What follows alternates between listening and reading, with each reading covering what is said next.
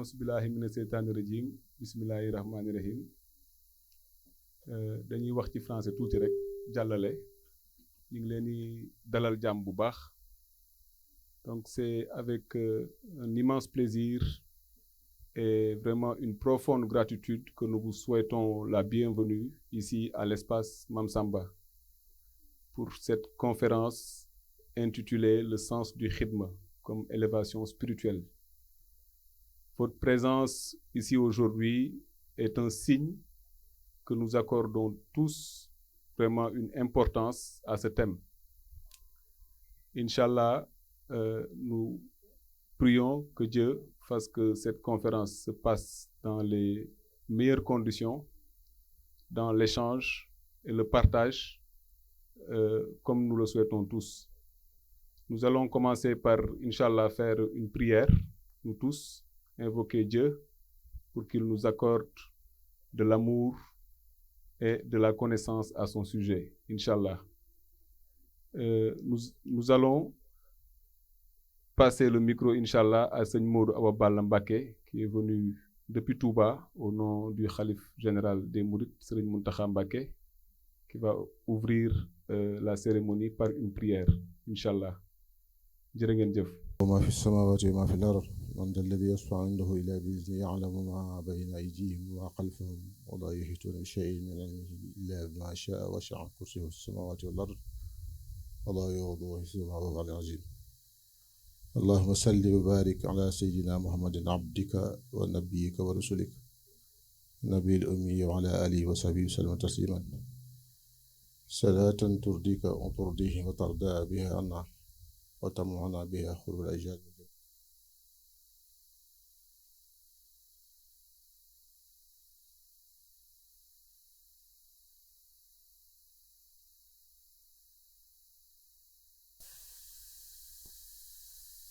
Sans me demander mon avis. Et donc, d'une certaine façon, j'obéis à ce qui commence à devenir une tradition, à être le modérateur quand il y a des rencontres, ce type de rencontres-là, et j'en suis très honoré. Alors, bonjour tout le monde. Je salue alors toutes les personnalités, toutes les autorités. Je souhaite au nom de toute la famille de Seigne Babacar et au nom de tous les talibés la bienvenue à Tariq Ramadan qui en fait est chez lui. Et je pense qu'il n'est pas à présenter, donc je ne me risquerai pas à le présenter. Je salue aussi la présence de mes étudiants parce que j'ai vu qu'il y a certaines, en fait, mes étudiantes et mes étudiants qui ont réussi à se libérer et à assister malgré le fait qu'actuellement ils sont normalement ils ont d'autres chats à fouetter. Mais je les remercie d'être venus pour assister. Je pense que ça vaut la peine d'assister à cette conférence.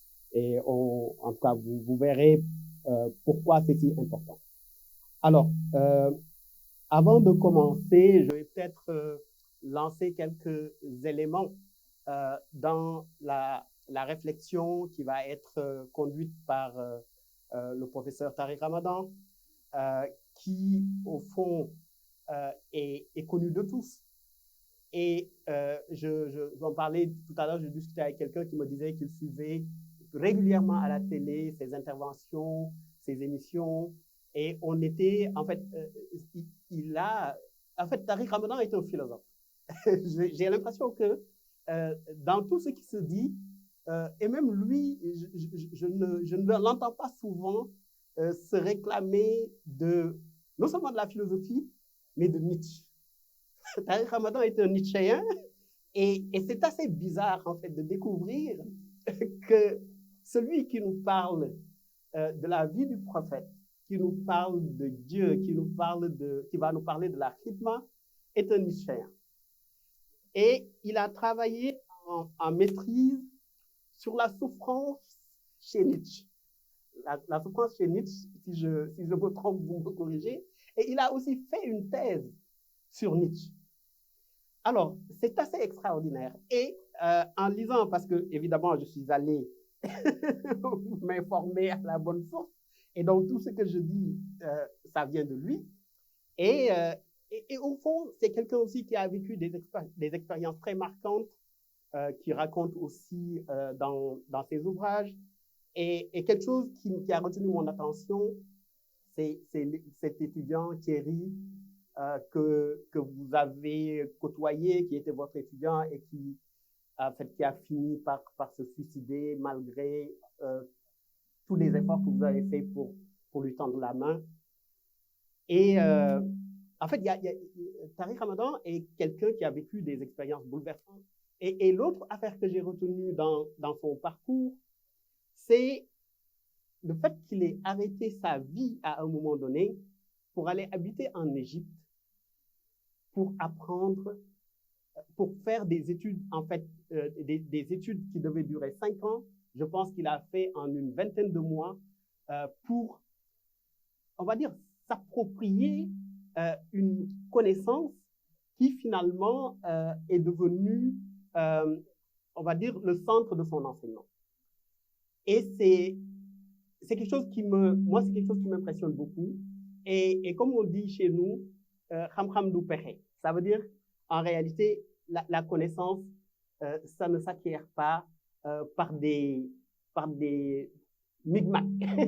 Ça ne s'acquiert pas par des micmacs. On ne triche pas avec la connaissance. Et c'est ça qui fait qu'on est toujours très, à la fois honoré et on éprouve beaucoup de plaisir à l'écouter parce que quand il parle, c'est vraiment le langage de la raison et de la science qui parle. Et ça, c'est quelque chose dont on avait besoin dans nos communautés, dans la communauté musulmane, mais aussi dans la communauté humaine. Parce que le message coranique, le message des musulmans était quasiment inaudible et Tariq Ramadan représente cette personnalité-là qui a rendu ce message tellement audible qu'il s'est fait beaucoup d'ennemis et de grands ennemis. Et je le remercie pour être là et je pense que je ne vais pas en dire plus parce qu'il y a beaucoup de choses, je pense que vous connaissez sur son parcours et sur le travail qu'il fait, l'immense travail qu'il a fait et qu'il continue à faire pour éclairer les esprits, pour nous éclairer davantage. Donc, avant de lui donner la parole, je vais donner la parole à Cheikh Bamba Dièye qui a quelques contraintes et après, je reprendrai la parole pour la lui donner. Donc, Cheikh Bamba, je vous laisse.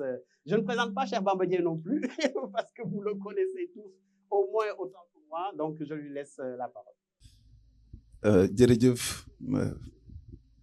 professeur maa ngi lay ziyaare bu baax di kontaan lool di sant yàlla di julli ci yonentam bu tedd bi di am mbégte teew fii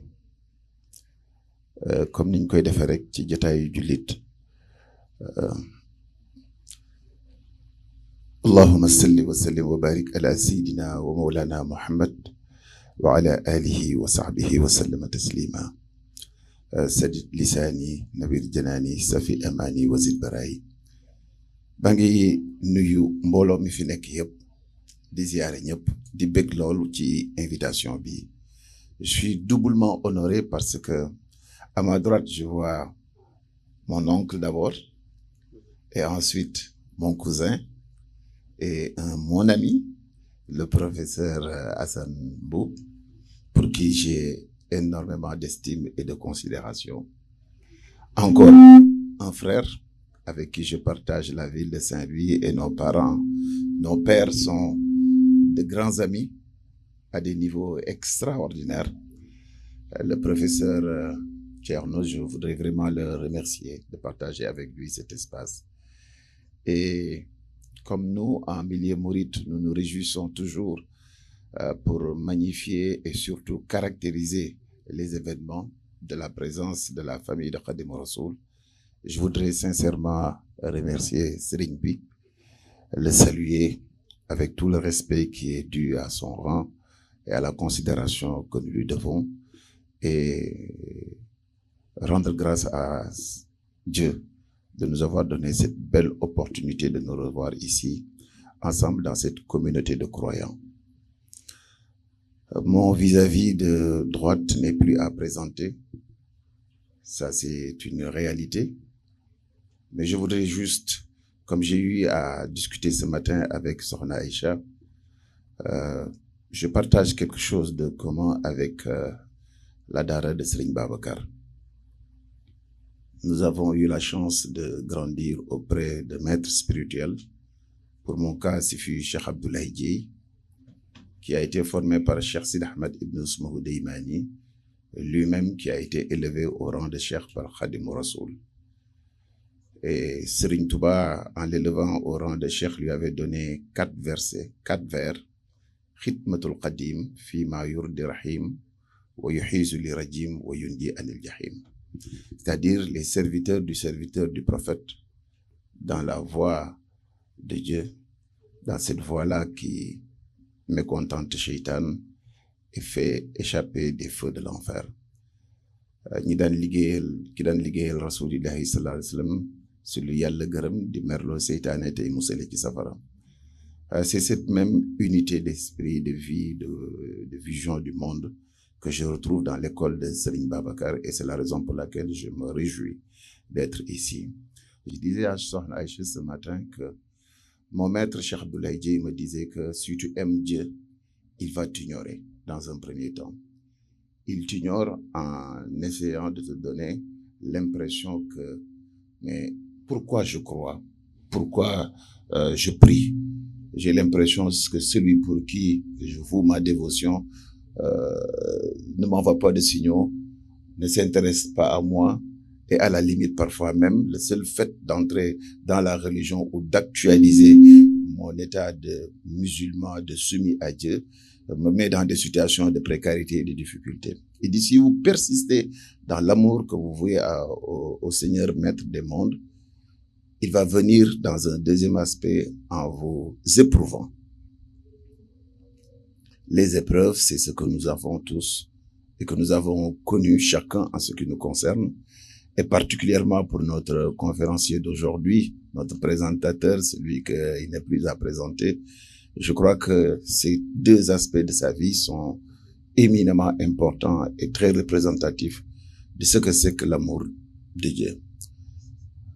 Il nous est dit dans le Coran, croyez-vous que vous allez proclamer partout que vous êtes des musulmans sans que l'on vous éprouve? Bien évidemment, nous serons éprouvés dans notre croyance, dans notre foi. Et Tariq Ramadan, qu'on le veut ou qu'on ne le veuille pas, aujourd'hui est arrivé dans son combat à un niveau où c'est pas son nom qui importe.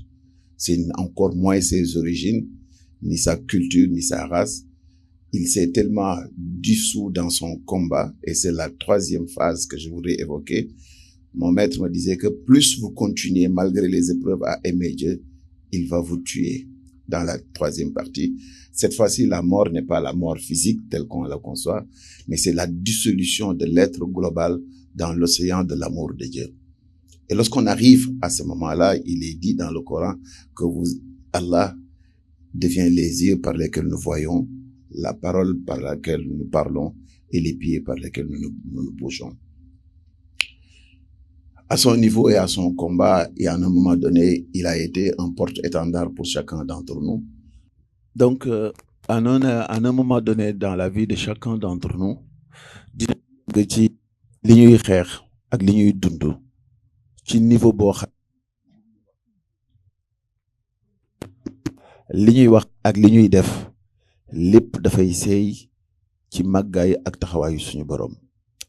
Et lorsque l'individu atteint ce niveau-là, il devient un porte-étendard, un drapeau, de lumière, une présence qui, au-delà de sa personne, de son combat, représente chacun d'entre nous dans le combat qui est le nôtre aujourd'hui, celui de vivre et de faire vivre le message de Sayyidina Muhammad sallallahu alayhi wa sallam. Et c'est le plus grand combat qui puisse être. Mon maître a écrit un livre qu'il appelle la Jihadul Akbar, le combat suprême, qui est très différent de la confrontation armée, mais c'est ce combat-là que chaque être doit mener avec lui-même, avec ses propres faiblesses, ses propres contingences, pour véritablement assumer notre ubudiyya, notre caractéristique principale, celui d'être un adorateur du Seigneur et son représentant sur terre. C'est tout le sens de la khidma de Khadim Rassoul qui nous appelle à mobiliser notre être global, dans le sens de nos rapports avec Allah subhanahu wa ta'ala. Qu'est-ce que nous devrons faire? Quelles sont nos obligations? Quelles sont nos charges? Quelles sont nos responsabilités? Et la deuxième partie est cette responsabilité qui nous lie avec nos propres responsabilités d'être humain en tant que ce que nous devrons faire comme père de famille, comme mère de famille, comme citoyen, comme engagement. Et la troisième partie, c'est celle-là qui nous lie avec les autres. Et Serigne Touba Nafa'ana Allah bi barakatihi nous disait que dans la vie de chaque être, il y a trois parties. La partie qui lui appartient, et il en est l'usufruitier, il peut faire ce qu'il veut de cela. La seconde, c'est celle-là que nous partageons avec notre collectivité. Et on n'a pas le droit d'y faire quelque chose sans en référer aux autres. Et la troisième, c'est celle-là qui ne nous concerne pas. Li ñu moomal suñu bopp, li ñu bokk ak suñuy bokk ak li suñu yoon nekkul. Li ñu moomal suñu bopp lu ñu neex lañ ciy def. Li ñu bokk ak suñu bokk duñ ci def dara te déggoowuñu ko ñu ko bokkal li suñu yoon nekkul suñu yoon nekku si. te xitma dëgg-dëgg bi Xaadimu Rasul indi mooy bii yeesalaat message du Seydina Muhammad sallallahu alayhi wa sallam d'incarner l'être comme représentant de Dieu sur terre. Jàmm salaam li Sëriñ Babacar doon dund nga xamee ni engagement du mbubb bi ce n'est ni les habits, ce n'est ni l'apparence, mais c'est cette disponibilité du cœur, cette volonté de partager, d'aider. L'espace n'a pas d'importance, le milieu n'a pas d'importance, qu'il soit en Europe, en Afrique, à Ndem, à Mbacké Kadior ou à Dakar, c'est le même être spirituel qui se déploie au service de l'humanité entière. Et je crois que c'est ça la quintessence du message de Sayyidina Muhammad sallallahu alayhi wa sallam.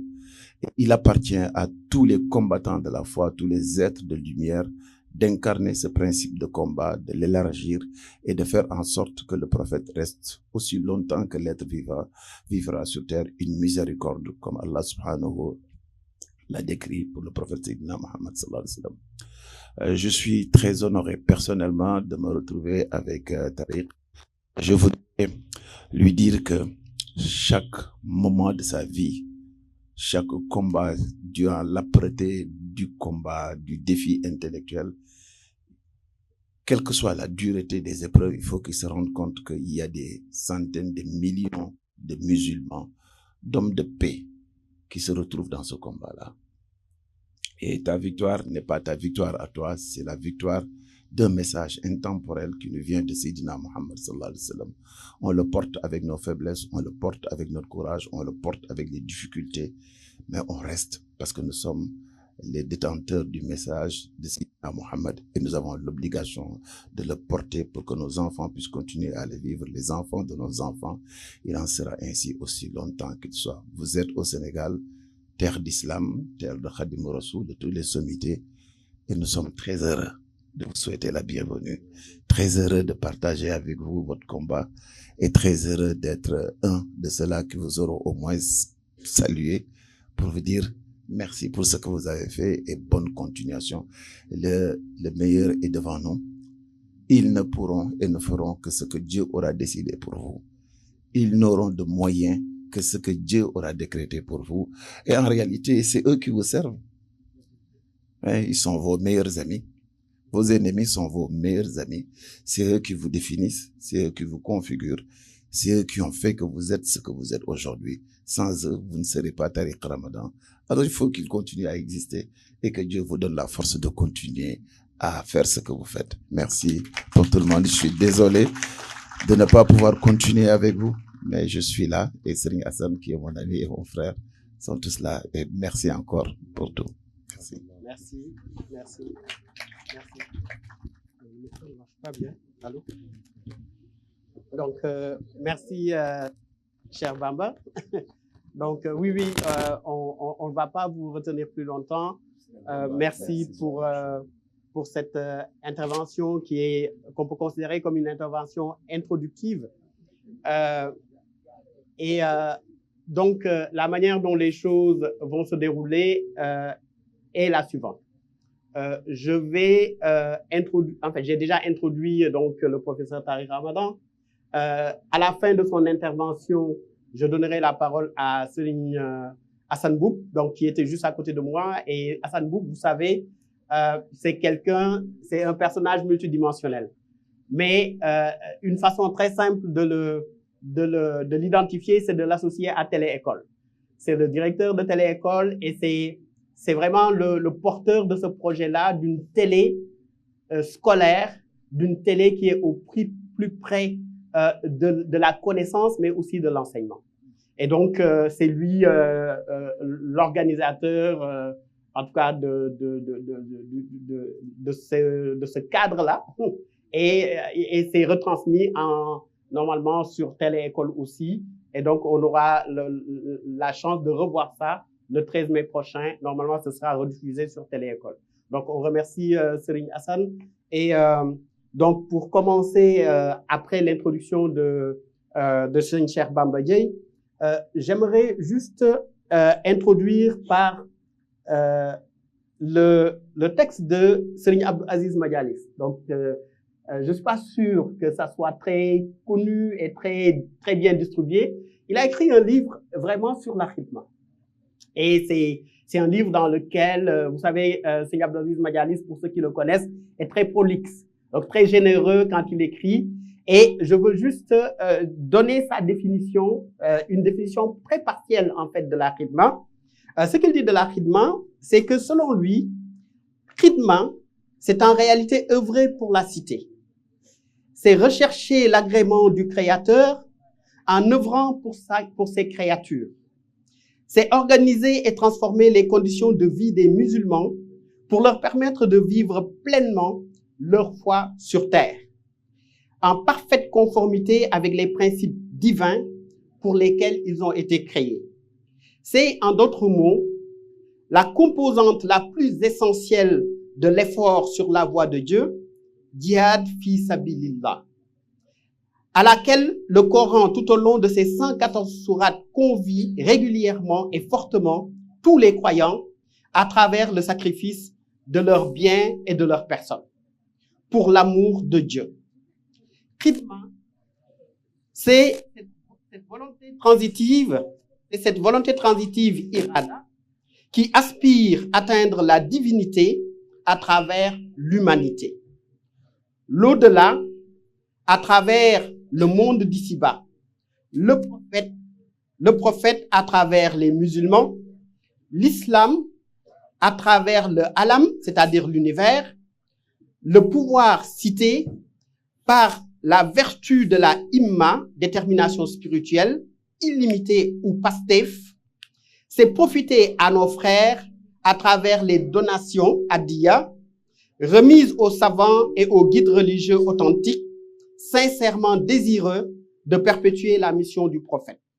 C'est aider les pauvres à travers le fruit de notre travail, c'est soutenir les projets de la cité, entre parenthèses, éducation, culte, santé, infrastructure, économie, etc., par nos contributions personnelles et notre labeur bénévole. Donc voici, cher Tariq, une définition de la khidma, et je vous laisse en faire ce que vous voulez. Donc c'est à vous.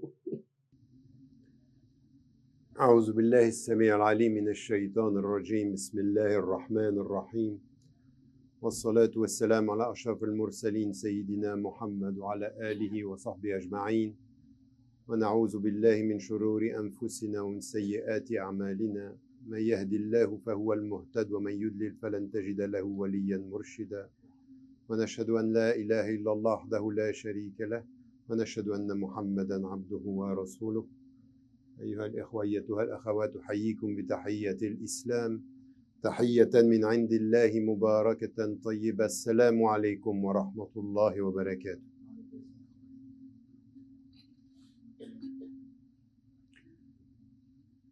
Avant de...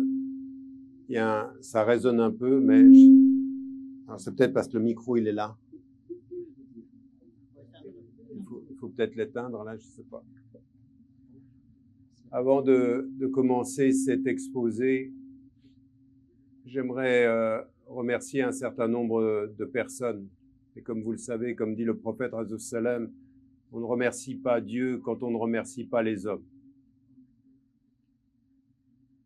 je suis revenu ici dans un pays qui est d'une certaine façon une terre dans laquelle je me suis senti souvent très très bien et très très profondément ancré. Et il se trouve que pour différentes raisons, par différentes voies, ma présence elle est due à la conjonction de différentes intentions et de différentes finalement invitations. Il y a depuis quelque temps, après que notre frère Babacar Mbo, rahimahullah, que Dieu lui offre sa grâce et le fasse entrer dans son plus beau paradis, eh bien sa famille insistait et me rappelait à l'invitation Sorna Aïcha, bien sûr, qui est là et qui a fait le voyage pour être des nôtres avec toute sa famille, ses enfants, qui n'ont cessé. Alors je ne vais pas les citer un à un, mais ils se reconnaîtront. Et ils ont insisté pour que je vienne et que je puisse faire la visite, que ce soit évidemment au premier lieu de notre rencontre qui est Ndem, mais également à Mbaké Kadior et puis à Touba, où nous avons pu, alhamdoulilah, nous rendre avant-hier et hier. Et de cela, j'aimerais les remercier.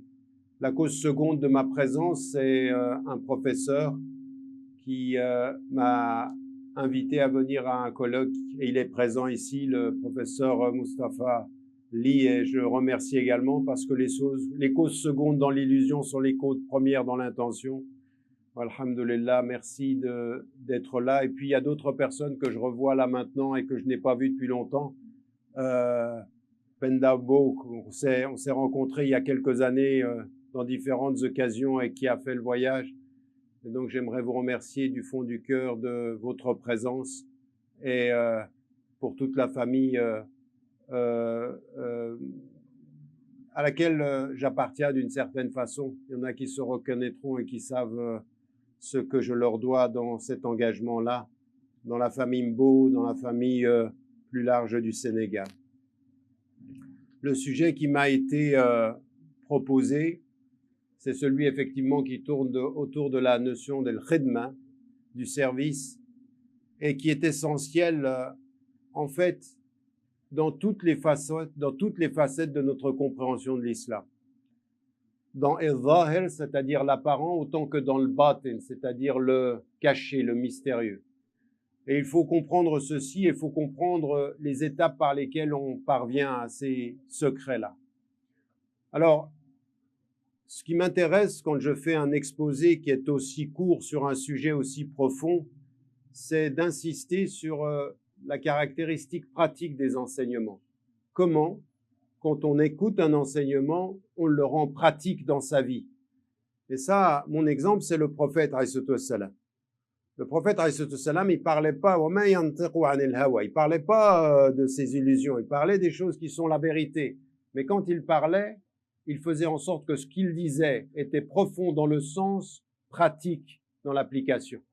C'est-à-dire, il fallait le pratiquer tout de suite. C'était un enseignement de la profondeur spirituelle et de la pratique concrète dans le quotidien de chacun.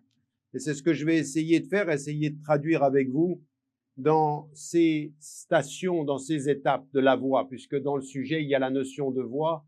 Et dans la voix, il y a deux mots en arabe qu'ont repris les savants du cœur comme les savants du droit.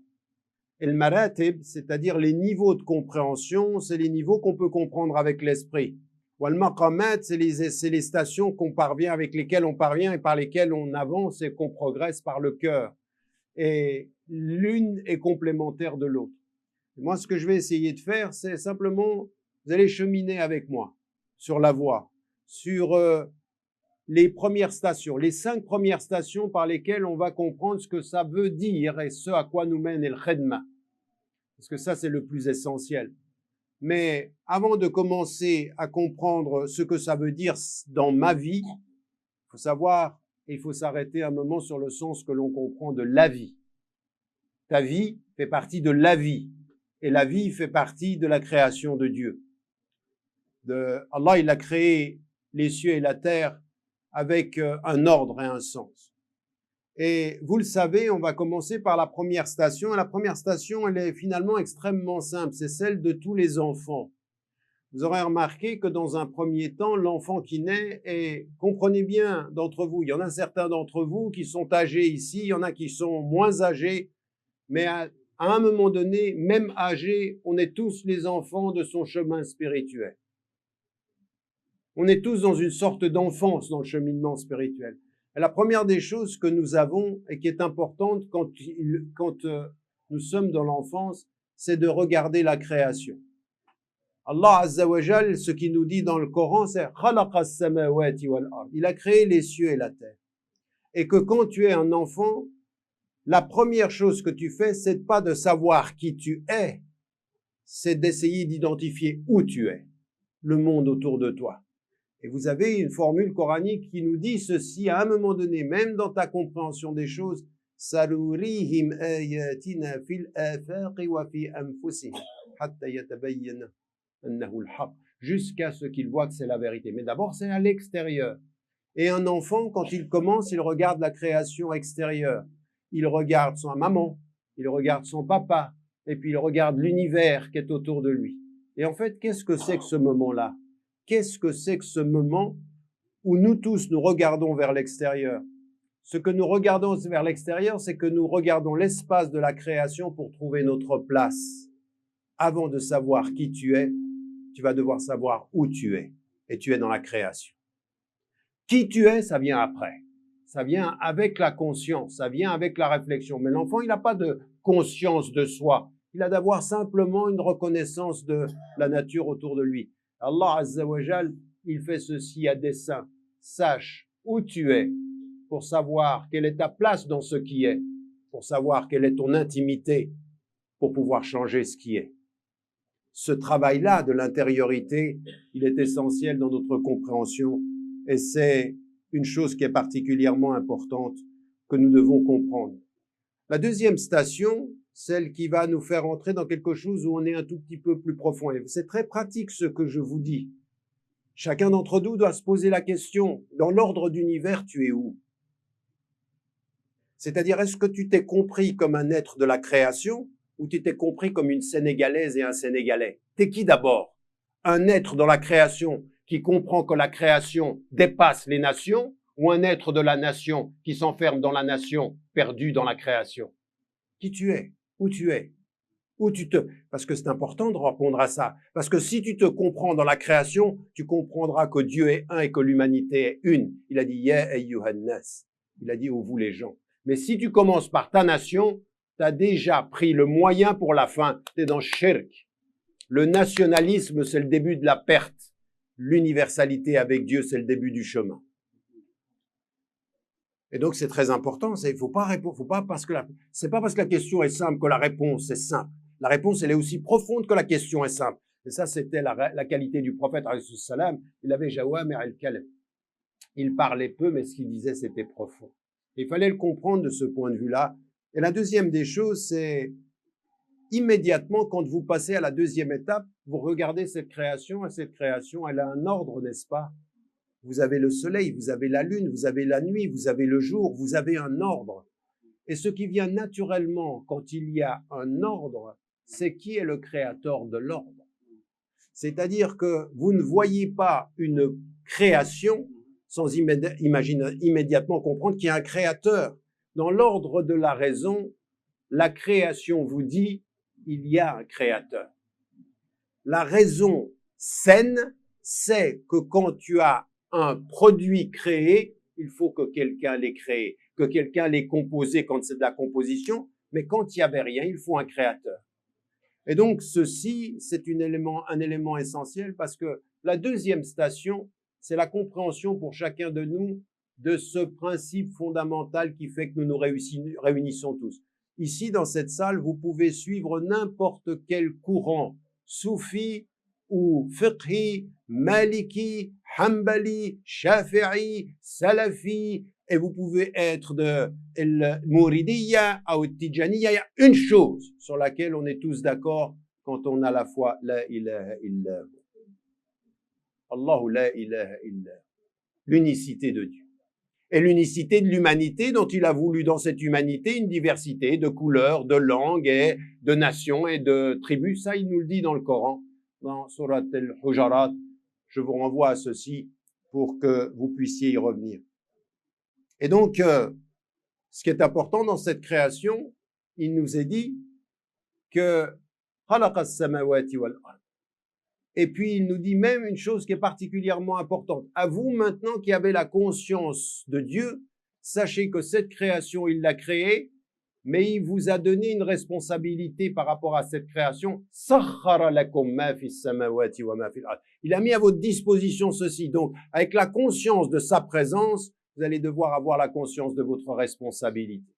Et vous avez remarqué que pour l'instant, je suis à l'extérieur de nos cœurs. Je suis dans le regard du monde. Il y a une chose aussi qui est importante et que vous devez comprendre. À partir du moment où vous avez dit Dieu, à partir du moment où vous regardez l'univers et que vous savez que le soleil est un signe, que la lune est un signe, que les arbres sont des signes, que tous ces éléments-là vous parlent de... Ce sont des signes, qu'est-ce que ça veut dire? Il vous parle du Créateur. Il vous dit, au-delà de leur présence, il y a celui qui les a créés. Et ce qui est dit de l'univers est essentiel et important. Vous savez, quand vous regardez ce qui vous vient de l'Occident, on vous dit l'univers est très complexe. Et c'est vrai que c'est complexe. La création est simple, l'univers est complexe. Et on a compris les éléments dans leur complexité. Qu'est-ce que la science nous a montré aujourd'hui qui était dès l'origine de la révélation? C'est que c'est pas complexe. C'est que tout dans l'univers est interdépendant. Tout est interdépendant. Tu maltraiteras l'eau, nous viendrons avec le feu. Tu feras face au feu, tu manqueras d'eau. Tu ne respecteras pas la terre et le ciel te le rendra. Tu déboiseras, tu n'auras pas l'eau qui viendra. Parce que par l'agriculture, le ciel te répond. Par le ciel, l'agriculture te donne la... Tout est interdépendant. La complexité des scientifiques, c'est l'interdépendance des spirituels. Tout est lié. Tout est lié. Tout est lié dans l'univers, mais plus que ça encore, c'est que c'est tellement lié dans l'univers que même dans l'univers, c'est lié à mon état intérieur. On sait aujourd'hui que la lune t'empêche de dormir, que le soleil dans sa chaleur perturbe parfois, quand c'est trop chaud, ton équilibre par rapport à l'environnement. Tu as besoin, c'est pour ça que même les Grecs à l'époque, ils disaient la meilleure des saisons, c'est le printemps parce que c'est la saison où il n'y a pas d'extrême. Mais parce que les extrêmes ont une relation à ta réalité. Quand il fait trop chaud, tu travailles moins. Après, tu peux dire que non, mais par la force des choses, la chaleur a un impact sur ton humeur. Et quand tu sors en automne quelque part, la pluie de l'automne a un impact sur l'humeur, raison pour laquelle en Occident, la saison où il y a le plus de suicides, c'est l'automne. Parce que la nature te parle, parce que la nature, elle a un impact. Donc tout est interdépendant. Allah Azza wa Jal, il dit, je suis un et tout le reste est interdépendant. Tout ce que j'ai créé est interdépendant. Et donc, ce qui est important de ce point de vue-là, dans l'interdépendance, c'est que faut faire attention à une chose. Le respect de Dieu impose le respect de toute chose, dans sa dépendance et dans son indépendance. Dans son apparente indépendance, mais dans la réalité de son indépendance. Dans la réalité de son interdépendance avec les autres éléments. Et ici, ce qui nous est dit aussi, c'est que tous ces éléments-là, il y a une chose qu'on ne sait pas avec notre raison. On a appris par notre raison que tous les éléments étaient interdépendants. La science nous le dit maintenant et dit attention, si vous continuez à traiter la Terre de cette façon-là, vous allez déséquilibrer la nature et déséquilibrer votre intériorité.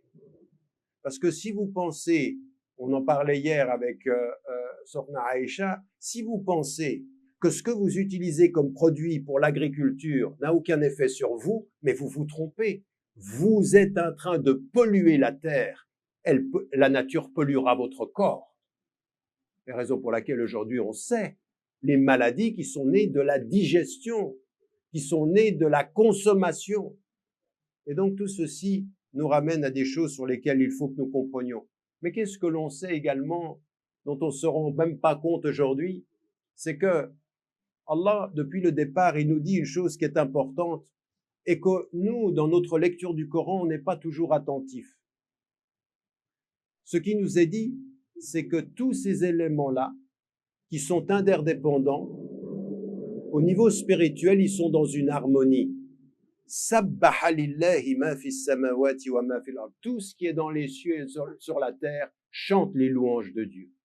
C'est-à-dire que ils sont là, comme toi tu es là. Toi tu dois trouver ta place dans l'univers, mais chaque chose a sa place et chacun participe au concert.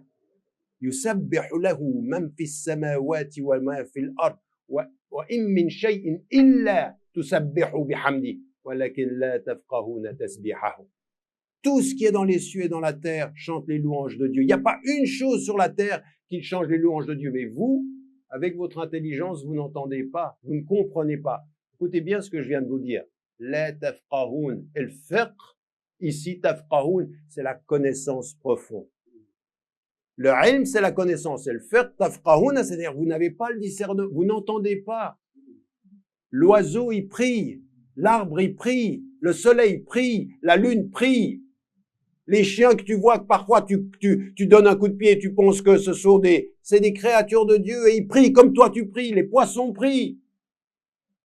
Tout ça chante les louanges de Dieu dans l'indépendance. C'est bien de comprendre ceci parce que El Khedma, ça commence par cette compréhension-là. C'est pas un geste, c'est une vision. C'est pas de se soumettre, c'est vraiment de comprendre tout ceci. Et je vous dis ceci parce que non seulement nous devons nous réconcilier avec cette interprétation et cette compréhension, mais c'est ce que nous devions diffuser dans le monde. Vous faites mal à la nature, vous vous faites mal.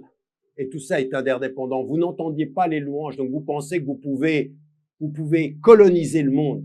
Mais Dieu, il vous a dit, avant que vous preniez le pouvoir, il vous a dit, tout ça, ça chante les louanges, fais attention à ce que tu fais, respecte la nature. Respecte la nature, non pas parce que tu vas manquer d'eau, mais parce que tu as de l'eau avant la catastrophe. Apprends à prier pour ce que tu as et commence pas à t'énerver pour ce que tu as gâché. Vous comprenez ce que je suis en train de dire là? C'était quelque chose qui est essentiel, avec quoi nous devons nous réconcilier en tant que musulmanes et en tant que musulmans. Et ce qui nous est dit également, de ce point de vue-là, c'est qu'il faut regarder la nature d'une certaine façon et trouver notre place dans cette immensité. Et là, notre place, elle ne se trouve pas uniquement avec la raison, elle se trouve avec le cœur. Vous savez, chaque vendredi, il nous est demandé de répéter Surat al-Kahf, la sourate de la caverne. Et dans la Surat al-Kahf, quand vous venez à la fin, il nous a dit لو كان البحر مدادا لكلمات ربي لنفد البحر قبل أن تنفد كلمات ربي ولو جئنا بمثله مددا.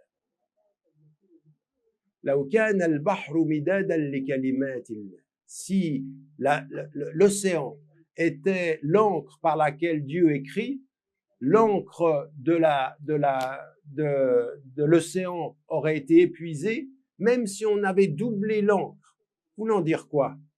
Attention, quel que soit ton savoir, dans l'ordre du verbe, eh bien, tu ne parviendras pas au savoir de Dieu. Allahu Akbar wallahu a'lam. Dieu est plus grand et Dieu est plus savant. Donc, fais attention. N'entre pas en compétition avec le monde en pensant que ton savoir réparera le monde. Celui qui te permettra de le réparer, c'est celui qui l'a créé, c'est Allahu la ilaha illa. Donc ici, vous avez quelque chose qui est particulièrement important et vous avez la même chose dans Surat Luqman. Quand il nous est dit وَلَوْ إِنَّمَا فِي الْأَرْضِ مِنْ شَجَرَةٍ أَقْلَامٌ وَالْبَحْرُ يَمُدُّهُ سَبْعَةُ أَبْحُرٍ مَا نَفِدَتْ كَلِمَاتُ اللَّهِ. S'il y avait sur la terre, regardez bien l'image, comprenez bien ce que ça veut dire. Parce que Dieu, là, il parle à notre intelligence et il nous dit, venez. Parce que la règle, elle n'est pas, vous ne répondrez pas à l'appel de Dieu uniquement par la raison. Il va falloir que vous compreniez que la khidma, c'est pas que je dise à ma raison de me soumettre, c'est que je dise à mon cœur de s'ouvrir. Et c'est pas pareil.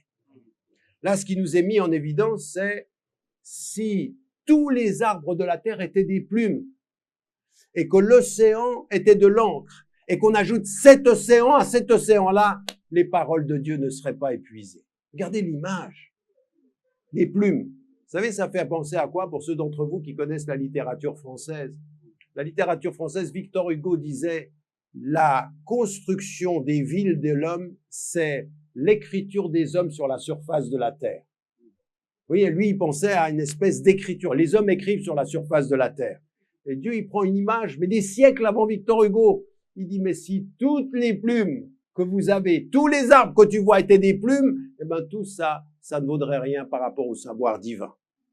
Donc, comprends bien que ta relation avec Dieu, c'est pas une compétition de savoir. C'est un rapport de quelqu'un qui ouvre son cœur et qui va rentrer dans une relation à Dieu qui est une relation non pas de raison, mais de lumière. Non pas de calcul, mais d'amour. Non pas de calcul. Calcule pas avec Dieu. Tous les calculs que tu feras ne compteront pour rien. Dieu, il te montre le calcul pour te montrer qu'il est infiniment plus grand que tous tes calculs. Si tous les arbres de la terre étaient des plumes, essaye de réfléchir. Ça fait combien d'arbres? T'es perdu déjà. Avec ou sans Internet? Avec ou sans, même l'arbre qui disparaît, il va plus vite qu'Internet parce qu'Internet ne peut pas savoir l'arbre qui va disparaître. Donc, ça ne correspond à aucune des données, même de la science la plus poussée aujourd'hui. Même avec ça, tu n'y arriveras pas. Donc, n'entre pas dans cette compétition.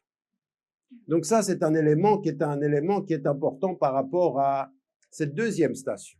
Et tout ça, c'est très beau. Et tout ça, c'est essentiel. C'est le sens même de notre engagement. Et pourtant, il y a une chose qui est importante et dont il faut se souvenir.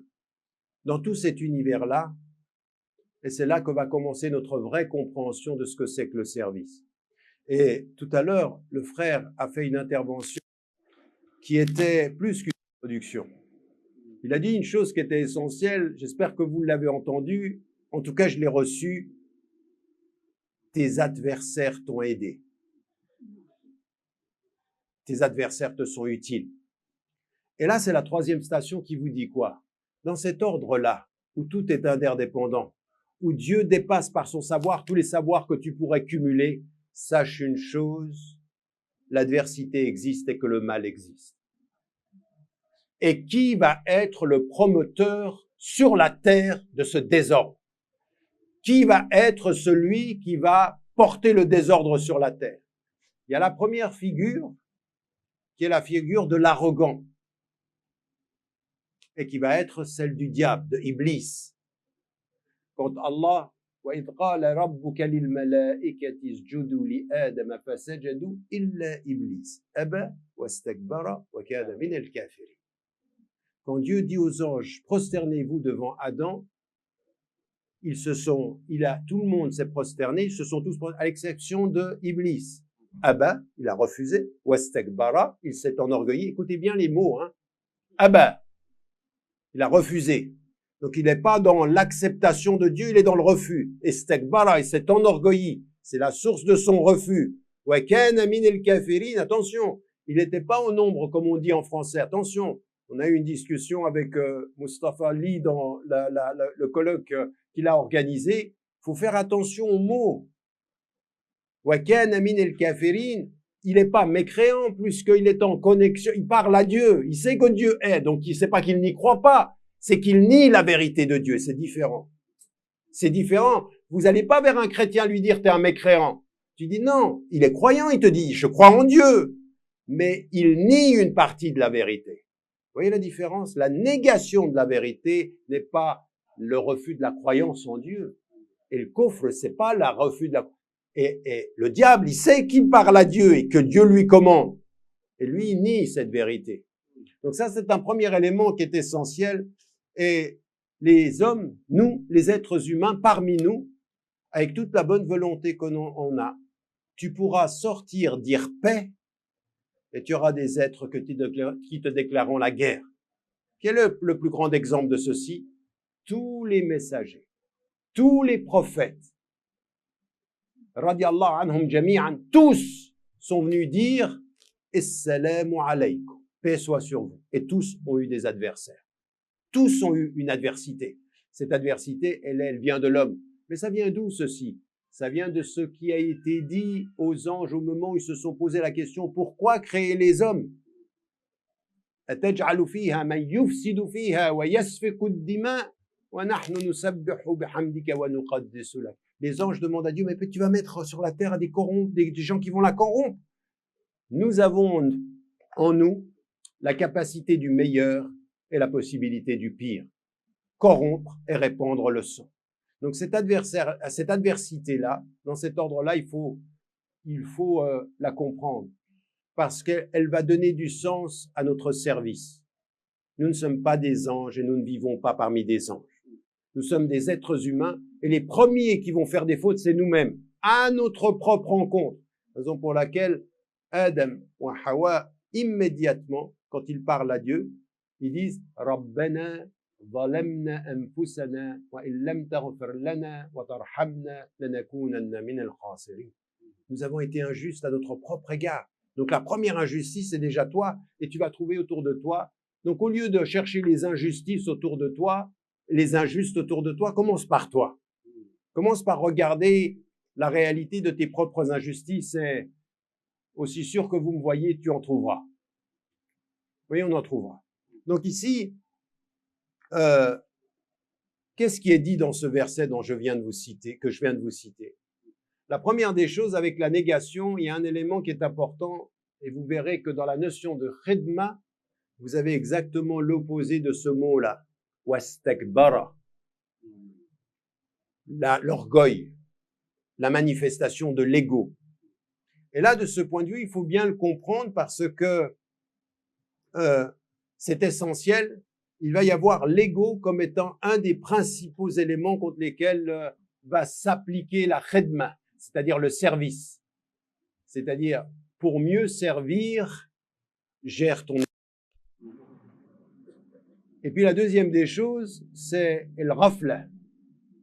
Et le rafla, c'est-à-dire le fait que tu oublies les signes, que tu oublies le sens. Et ça, c'est chacun d'entre nous, on le connaît, on connaît ce que ça veut dire. Et l'autre chose, dans l'adversité, eh bien, nous allons voir des hommes et des femmes qui vont faire exactement ce qui se passe. Et nous-mêmes, on est la même chose. On va faire le désordre. On va pas trouver sa place. On va répandre l'injustice, répandre la corruption. Mais il y a une chose qui est importante, c'est nous, qu'est-ce qui nous est demandé? Qu'est-ce qui nous est demandé à partir du moment où Dieu il nous dit, regardez, je reviens sur tout ce que j'ai dit. 1, regarde le monde. 2, trouve ta place. 3, dans cette place-là, comprends que tous ces éléments sont interdépendants et qu'ils chantent tous les louanges de Dieu. Donc en fait, que cette création, tu dois la respecter. Elle est sacrée, elle est la volonté de Dieu. Et tu sais que les hommes vont être à l'intérieur et qu'ils vont être le désordre. Toi, avec tous les hommes, tu vas répandre le désordre. Et tu vas répandre le mensonge. Et tu vas répandre, tu le sais. Tu te connais. Et si tu te connais, tu sais les déficiences de ton propre cheminement. La question est de savoir qu'est-ce que tu dois faire. Tu dois être muslih. Et sulh, c'est redonner à une chose sa forme initiale. Oui, c'est redonner la forme salim. Quels sont ceux qui sont sauvés dans le Coran? Illa man ata Allah biqalbin salim. C'est-à-dire un cœur qui a été le cœur de l'origine. Donc tu dois réparer, tu dois réformer. Et là, le Coran, il nous dit une chose, chacun d'entre vous, si vous avez entendu des organisations islamiques ou si vous êtes dans des groupes islamiques, vous avez entendu ce verset qui vous dit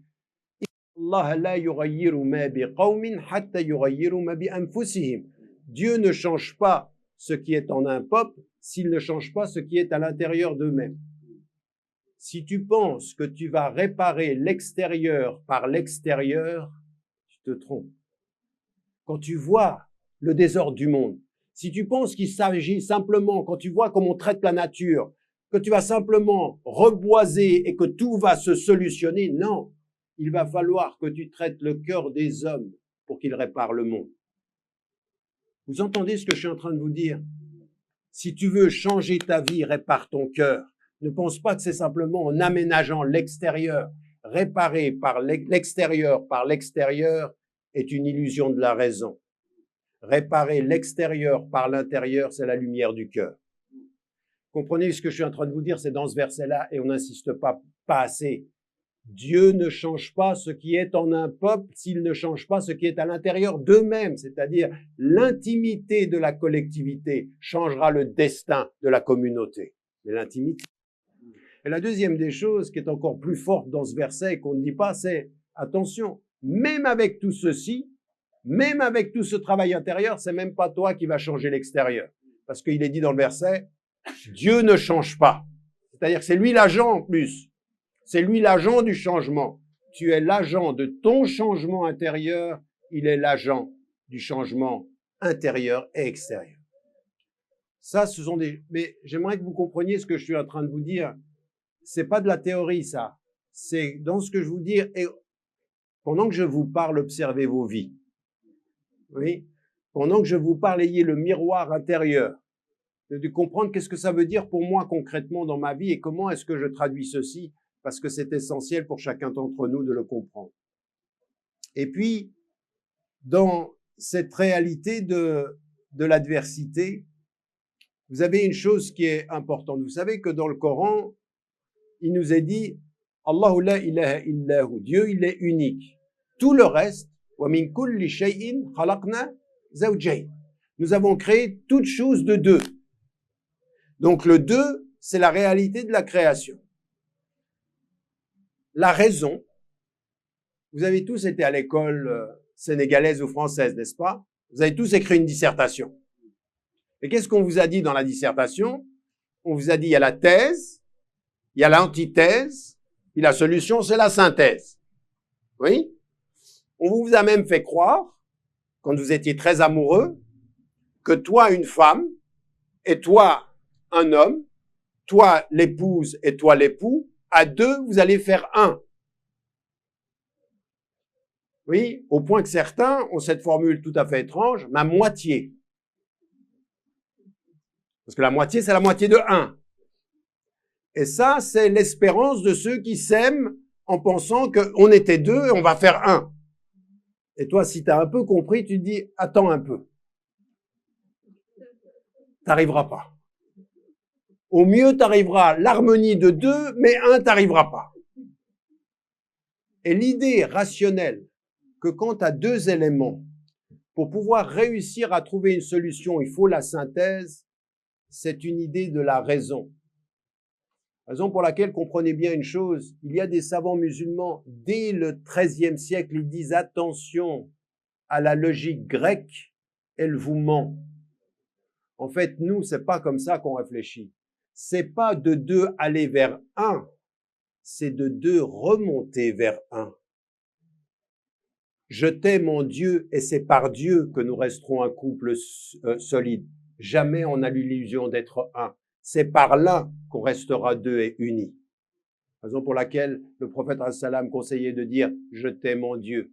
C'est lui la source. La solution, elle n'est pas après le couple, elle est avant. La solution, elle n'est pas dans la synthèse, elle est avant même la thèse et l'antithèse. En lui, la contradiction, et si tu veux résoudre la contradiction uniquement par la raison, tu seras orgueilleux. Vous connaissez la formule « l'amour rend aveugle », celle dont je viens de vous parler, là maintenant vous pensez que vous allez être un? Peut rêver. L'amour rend aveugle. Les émotions rendent aveugle. Au point d'ailleurs que l'intelligence maintenant, émotionnelle, il te dit, à des moments donnés, il y a une émotion qui est tellement grande que tu vois plus les réalités. Ton émotion te change les réalités. Vous savez ceci. Ben, je vais vous dire une chose, comprenez-le bien tel que c'est.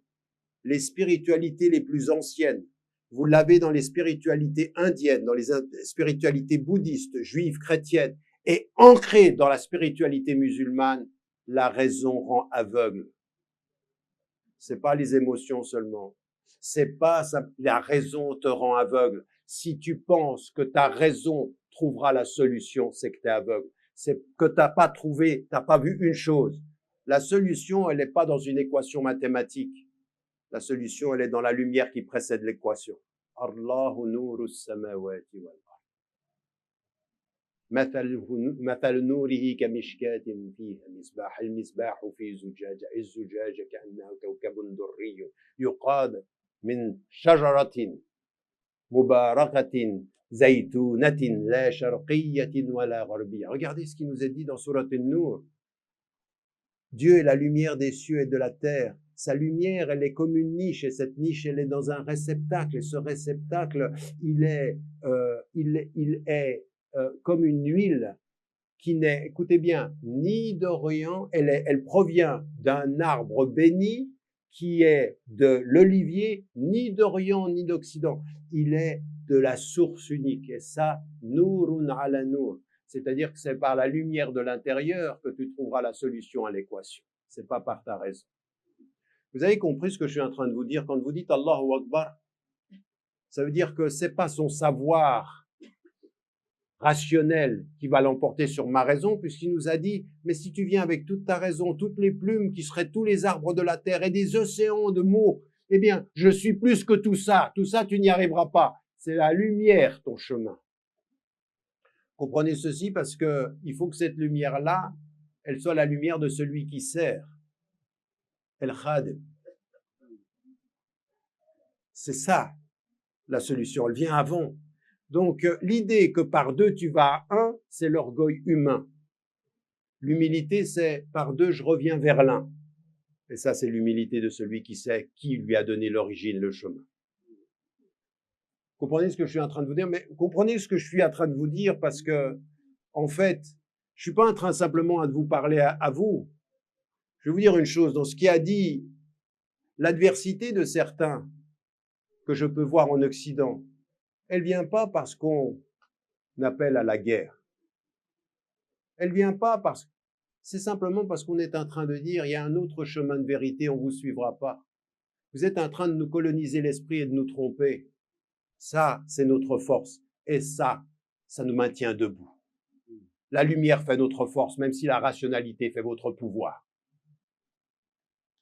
Mais la rationalité qui fait votre pouvoir, elle n'est rien en face de la lumière. Parce que le vrai pouvoir, c'est la lumière. La ilaha illa. Allahu Nur, c'est son nom à lui. Comprenez ce que je suis en train de vous dire, ces propos-là sont les plus révolutionnaires qui soient et on va y arriver à la révolution. Je vais vous expliquer, non, attendez, doucement. Je vais vous expliquer comment par le vocabulaire. S'il y en a qui vont me suivre, là, ils vont dire là. Qu'est-ce que je viens de vous expliquer? C'est que tout ce que je viens de vous dire là maintenant, ça traduit un autre ordre.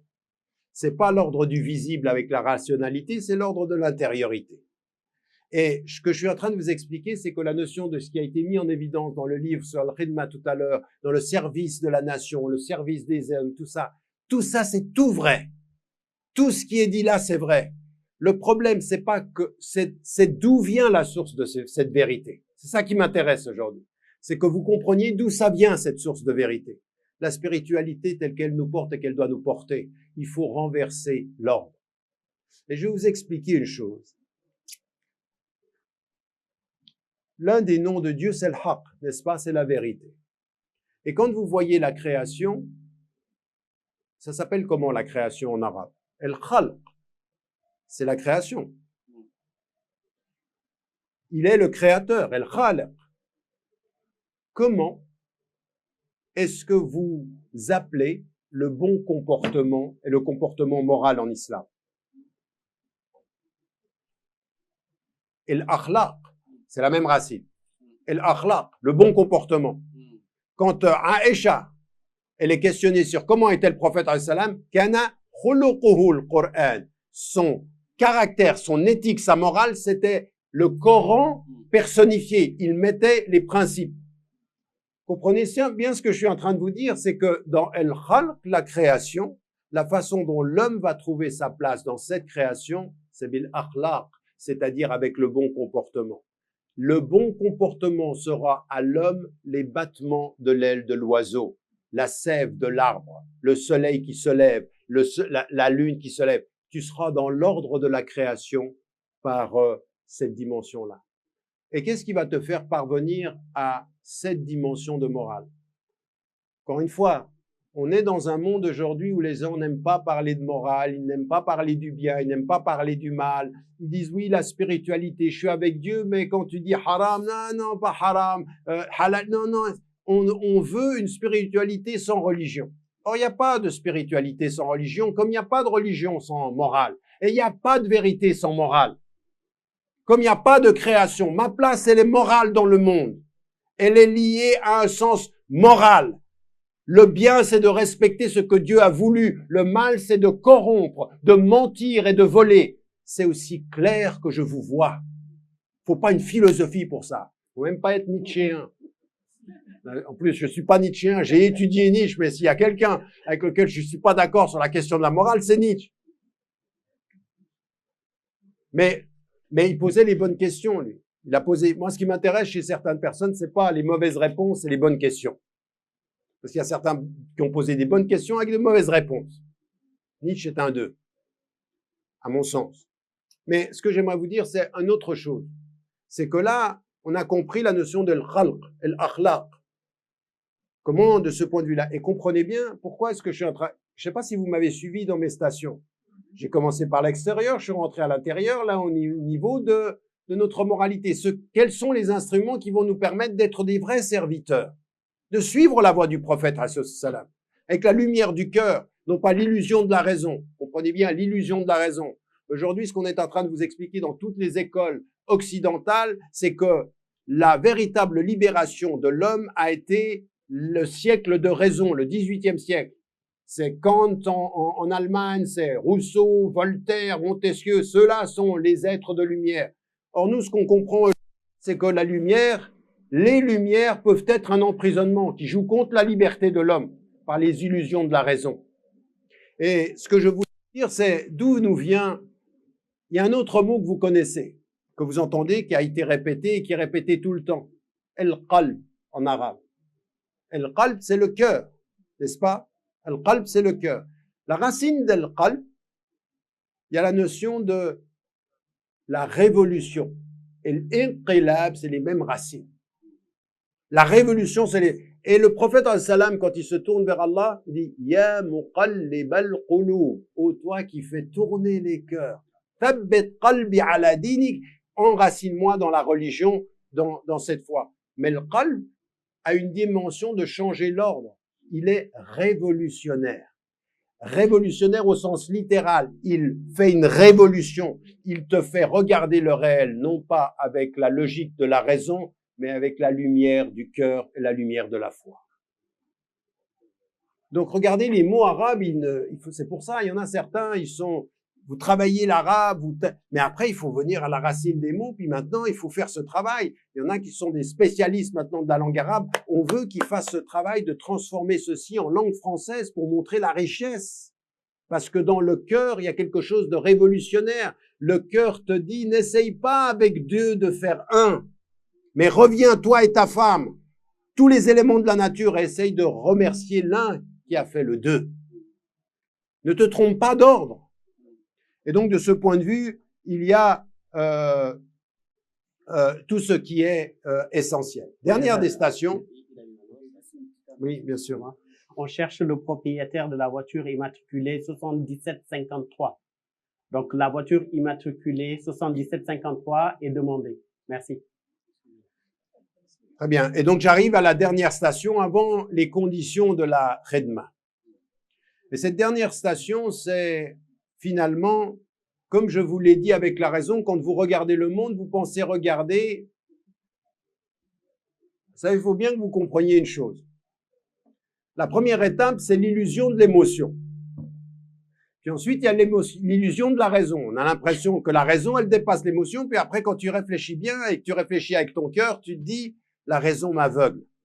Elle me donne des logiques qui sont problématiques. Tout ce que je viens de vous expliquer. Si tu penses réparer le monde par la seule raison, écoutez, si c'était uniquement sur la seule raison, regardez ce qu'on est en train de faire du monde. Regardez les drames qui sont en train de se passer. Ici, le feu. Ici, les inondations. Ici, les maladies. Mais si c'était rationnel tout ça, mais rationnellement, on s'arrêterait. Il y a quelque chose qui manque, n'est-ce pas? On sent bien qu'il manque quelque chose dans toute cette réflexion-là. Et que, de ce point de vue, c'est autre chose qui doit nous être apporté. Eh bien, le fait de dépasser l'illusion, il y a une autre chose qui est importante. Et que vous ne pouvez comprendre que quand vous l'avez vécu. L'illusion par la raison de si je sers Dieu, si je suis au service de Dieu, je vais y perdre ma liberté. La raison, quand elle voit les choses de l'extérieur, je dis, mais ces musulmans-là, quand même, 5 fois par jour, la tête sur le sol. Vous avez pas entendu ça? Oui? Et même sur le foulard, hein, les abat le foulard pour dire, attends, c'est la servitude totale. Donc, la perception extérieure des signes de la servitude, et quand toi, tu les vis de l'intérieur, tu dis, mais vous avez rien compris parce que vous voyez mal. Votre raison vous aveugle. Ce qui, pour vous, sont des signes de certitude, sont des vécus de liberté pour nous à l'intérieur, si on les vit justement. C'est-à-dire que de ce point de vue, il y a effectivement quelque chose de particulier important. Et quand on suit une voie, pour certains, ça veut dire qu'on a perdu sa volonté. Or qu'effectivement, si on suit une voie de l'intérieur, on sait qu'on est en quête de liberté. La voie mène à la liberté. La voie ne nous enferme pas de ce point de vue. Si effectivement, ce qui nous amène à la voie, c'est pas le calcul de la raison, mais c'est la lumière du cœur. Vivre la voie avec le cœur, c'est atteindre la liberté. Mais de l'extérieur, l'illusion, c'est que vous êtes des... Comme on l'a dans notre vocabulaire. Il faut faire très très attention quand vous traduisez islam par soumission. Rationnellement, soumission, c'est le contraire de ce que vous voulez dire spirituellement. Vous comprenez ce que je suis en train de vous dire? Quand vous dites à quelqu'un, à sa raison, soumission, ce qu'il entend, c'est le contraire de ce que vous voulez dire spirituellement. Nous, ce qui est spirituellement, et l'islam, c'est etrulu fi silmi kafa, entrer dans la voie de Dieu, en Dieu de tout votre être. C'est un acte qui vous libère, c'est pas une volonté qui disparaît. Donc, de ce point de vue, il faut faire attention à ces élections, à ces éléments-là. Et puis l'autre chose, écoutez bien, parce que quand on pose le front par terre, on a l'impression qu'on peut s'humilier.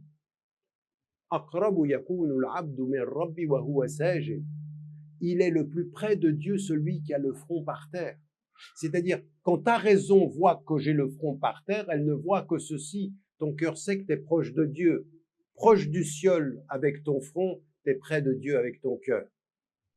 Mais la raison ne peut pas le savoir. Mais ton cœur le sait. Et toi, tu le sais.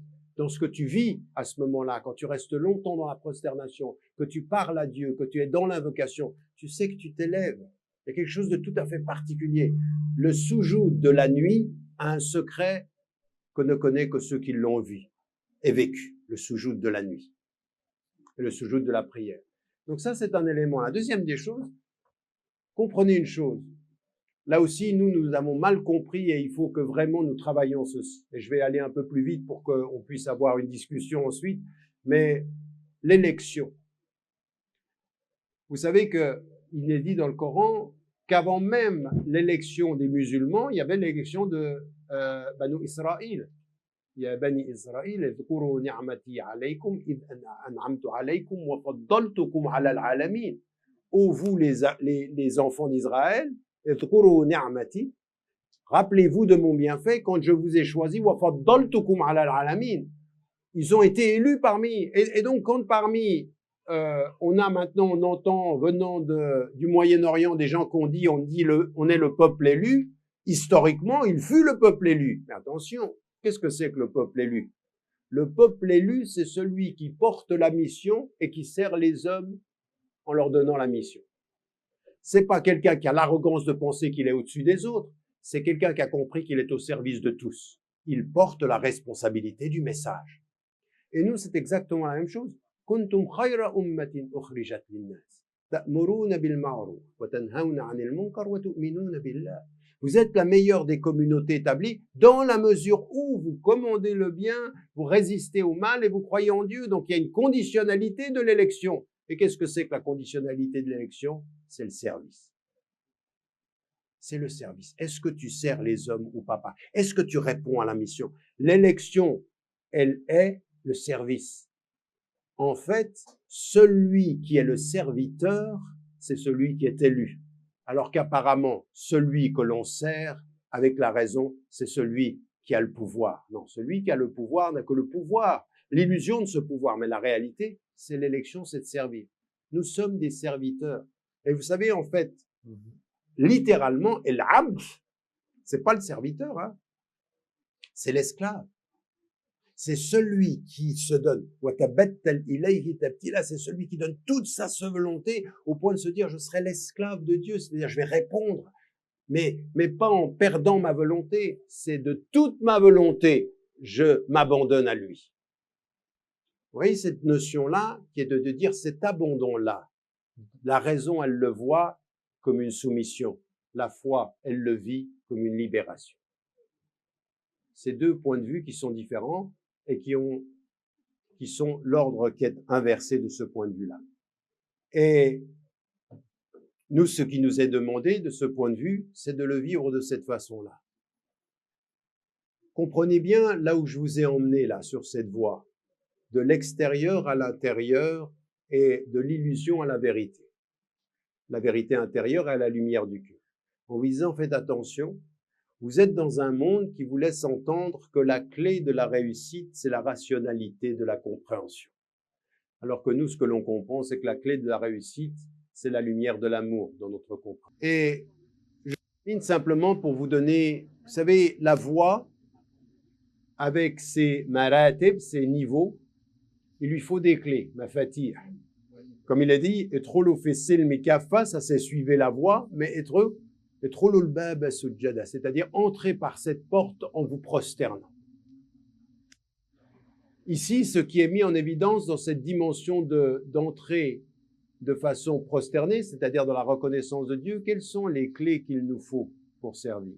Et là, on en vient aux choses très pratiques. Quelle est la première des clés?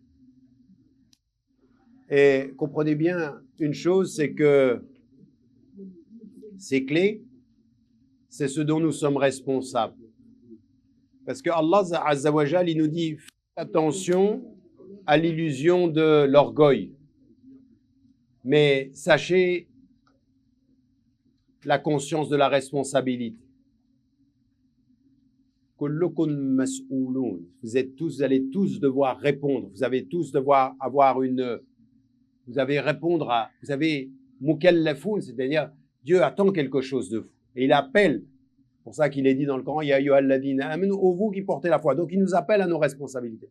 Quelle est la première des responsabilités qu'il faut absolument nourrir? Bien, c'est celle de la foi en Dieu. Mais il y a une chose qui est importante. Er-Rab, ce qu'on appelle en français, on le traduit par Seigneur. Et j'ai beaucoup, dans la vie du prophète, sur le livre de la vie du prophète, salam, je suis revenu à la racine, à la double racine d'Er-Rab, qui est l'éducateur également. Tarbiya Rab. Et un Ubayd Allah, Gloton, a fait une traduction du Coran, et lui, il a amené les deux en disant l'enseigneur. Celui qui enseigne est le Seigneur, dans la dimension de Rab.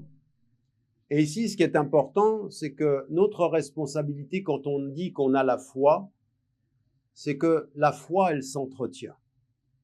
C'est pas un acquis. On peut pas dire je suis croyant, alhamdoulilah, tout est... Non, parce que tu sais pas ce qui peut arriver demain. Tu peux avoir un accident, il peut se passer n'importe quoi dans ta famille, et que c'est pour ça qu'il nous est dit Ya muqallibal qulub, toi qui fais changer les cœurs. Thabbit qulubana ala dinik, c'est-à-dire fais en sorte que notre cœur soit tenu fermement. Et dans le Coran, wala tuzigh qulubana ba'da idh hadaytana. Ne fais pas dévier nos cœurs après que tu nous aies mis sur la voie, parce qu'on peut se perdre. Et comment on entretient cette foi? Comprenez-le bien, parce que là, c'est une responsabilité personnelle. Là, vous ne pourrez pas dire que c'est la faute de la France, ou c'est la faute de l'Occident, ou c'est la faute de X ou Y. C'est notre faute de ne pas avoir une foi qui soit vivante à partir du moment où nous ne nous engageons pas à nous éduquer comme il le faut. Pas de foi sans éducation. L'éducation, c'est la clé. Et terbiya, c'est l'éducation. Et c'est pour ça qu'à un moment donné, on a parfois besoin d'un murabbi, c'est-à-dire de quelqu'un qui va nous éduquer, de quelqu'un qui peut être un guide, que l'on ne sacralise jamais, mais que l'on respecte toujours, parce qu'il nous donne les moyens, parce que lui, il peut nous connaître, il peut savoir, ou alors on peut le faire de soi avec le prophète, en suivant le prophète, salam. Mais celui qui nous enseigne, il nous rappelle une chose, la foi, elle s'approfondit, elle s'entretient, elle a besoin d'exercice, elle a besoin de discipline, Pas de foi sans discipline. Tu peux pas vivre n'importe comment en disant j'ai la foi. Cette façon dont l'Occident nous dit, nous on a la foi, la spiritualité sans la religion, c'est de dire une foi sans discipline. Tu crois en Dieu? Oui. Et comment ça se voit? Ben, ça se voit pas. On voit rien. Tu le dis avec tes mots et on voit rien dans ta vie. Or, en fait, tu devrais le dire moins avec ta langue et que tout se voit dans ta vie. Parce qu'en fait, tu dois, par ton éducation, devenir le témoin de ta propre foi. Et celui qui l'entretient, ça s'entretient cette foi. Ça, c'est la première des clés. Donc là, vous êtes assis et vous m'écoutez et la majorité d'entre vous, vous dites que vous avez la foi. Mais la foi et l'iman, c'est lié à din. Et din, c'est lié à la dette. Et Dieu, il est en dette. Il va vous poser des questions. Qu'est-ce que tu as fait de ce que je t'ai donné? Je t'ai mis une lumière dans le cœur, tu l'as entretenue ou pas? Tu as fait en sorte d'entretenir la lumière ou tu t'es perdu? Tu as beau dire j'ai la foi, mais la foi, c'est pas 3 moments de ta vie. Oui, au moment de la naissance, au moment de ton mariage, au moment de la mort ou de la maladie. C'est pas ça la foi. Ça, c'est celui qui se rappelle de Dieu quand il a besoin, mais pas quand il l'aime. Parce que si tu l'aimes toujours, tu l'aimes pas quand tu as besoin. Raison pour laquelle le hadith dit, souviens-toi de Dieu dans l'aisance, il se souviendra de toi dans la peine. Et il le dit, je réponds à ton appel. Appelez-moi, je vous réponds. Et si mon serviteur te demande à mon sujet,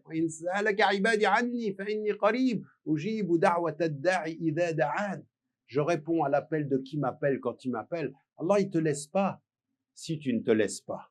Il t'abandonne pas si tu ne t'abandonnes pas. Il t'éduque si tu t'éduques. Il fait tout ce travail-là. Posez-vous la question, parce que là, c'est très simple. Hein, c'est vraiment l'élémentaire de notre travail, c'est de savoir qu'est-ce que nous faisons dans notre prise en charge. Premier élément. La deuxième des choses, elle est importante. Je vous l'ai dit, il y a toute la dimension apparente, puis il y a la dimension qui est intime. La vie, elle est difficile. Et il y a de l'adversité. Et la première des choses, c'est nos propres blessures, nos propres difficultés. Ça n'a pas toujours été avec nos mamans, ça n'a pas toujours été avec nos papas, ça n'a pas toujours été avec nos frères, ça ne va pas toujours dans la vie, ça ne va pas toujours dans notre travail. Et ce qui nous est demandé, c'est la confiance. Après la foi, la confiance. Tawakkalu ala Allah. Inna Allah yuhibbul mutawakkilin. Dieu aime ceux qui ont confiance en lui. Celui qui a confiance en Dieu, Dieu lui suffit. Cette dimension de la confiance, elle est importante. Et certains d'entre vous, vous avez peut-être traversé des épreuves, vous savez combien c'est important, la confiance en lui. Il ne nous arrive que ce qu'il a voulu. Et ce qu'il a voulu, quand ça nous arrive, on ne le sait peut-être pas au moment où ça nous arrive, mais il y a du bien pour nous. Et ça, c'est ce que nous devons faire par l'éducation et par la confiance. La deuxième des clés, c'est la confiance. La deuxième des clés, c'est la confiance. Et ça, c'est une façon aussi de servir Dieu. Vous allez comprendre pourquoi, de ce point de vue, c'est important. La troisième des choses, c'est taqwa. Vous savez que la vie est un pèlerinage. En fait, la vie est un pèlerinage. Tu pars de ta naissance, tu étais mort avant de naître, tu viens dans la vie, tu vas retrouver le centre, puis tu vas retourner à Dieu. La vie est un pèlerinage. Et qu'est-ce qui nous est dit dans le pèlerinage? Prenez vos provisions, mais la meilleure des provisions, c'est taqwa. Qu'est-ce que c'est taqwa? Et taqwa, c'est pas la crainte de Dieu. C'est la conscience révérentielle de Dieu. Comprenez bien la différence. La crainte, c'est uniquement la peur. La conscience, c'est que j'ai la conscience qu'il est là partout et que je le révère dans tout ce... Vous voyez, la conscience révérentielle, c'est l'acte de celui qui est digne et qui sait que ça a du sens, que Dieu est là. Il faut nourrir cette conscience révérentielle dans toutes les circonstances. Et de ce point de vue, comment est-ce qu'on l'entretient, cette taqwa? Il y a le fait de regarder la nature et de se souvenir de Dieu, il y a la lecture du Coran, il y a la prière, il y a les invocations, il y a tout ce qui est le rite, il y a toute la discipline. Tout ça, c'est lié à nourrir la taqwa, la conscience révérentielle, parce qu'on en a besoin, parce qu'on a besoin de cette dimension là, de ce point de vue, dans notre travail. Et c'est là que vient toute la notion d'El-Khidma, elle vient comme maintenant. Donc je vous ai amené tout ce chemin-là pour comprendre ceci. Et ici, ce qui nous est dit, vous êtes le meilleur des communautés, si et seulement si, vous commandez le bien et vous résistez au mal. Et vous savez que vos semblables vont détruire la nature. Ils vont polluer, ils vont corrompre, ils vont détruire et la nature et les hommes. Et nous, on est là pourquoi? Qu'est-ce qui est lié à notre présence sur la terre? Vous avez une sourate du Coran qu'on répète souvent. Mais il faut en comprendre le sens, elle est importante. A'oudhu billahi minash shaitanir rajim, bismillahir rahmanir rahim, wal 'asr, innal insana lafi khusr, illa alladhina amanu wa 'amilus salihat wa tawasaw bil haqqi wa tawasaw bis sabr. Par le temps, l'homme va vers sa perdition. On est dans un processus de perdition. Vous avez remarqué, là on nous dit le progrès. La réalité, c'est qu'on est dans la régression. Humainement, on est dans la régression. On n'est pas dans la progression. Scientifiquement, vous voyez comment l'illusion de la raison, on en sait beaucoup plus scientifiquement, mais on est en train de détruire beaucoup plus humainement. On est en train de nous déshumaniser. C'est avec tous les moyens que l'on a. On voit ce qui se passe en Afrique avec des millions de gens qui peuvent mourir sur le continent africain, dans la guerre ou au Moyen-Orient, et que le monde ne réagit pas. Ce processus de déshumanisation, il n'est pas un progrès. Il est une régression humaine. Nous sommes dans un processus de régression. On a beau savoir plus rationnellement, on est moins humainement et spirituellement. C'est ça la réalité. On est dans la soustraction. Le Coran, il nous le dit depuis le départ. Il nous dit, l'homme va vers sa perception de ceux qui font le bien et qui s'encouragent mutuellement au bien et à la vérité. Ça, il faut résister. Et nous, c'est ça le khidma. C'est d'être de ceux-là. De ceux qui maintenant, dans la compréhension de tout ceci, ils vont être dans le service. Alors déjà, ils commencent par la conscience de Dieu, l'éducation personnelle, et puis ensuite le service dans le respect de la nature. Et si nous, on a compris une chose, c'est que d'un point de vue personnel comme d'un point de vue collectif, avec la lumière du cœur, il n'y a qu'une seule chose qui compte, soit un agent du bien et un résistant au mal. Mais il faut l'être. Il faut l'être. Le prophète, alayhi salam, Dieu lui a dit, fais attention aux menteurs, aux lâches et aux hypocrites. Quels sont les hypocrites?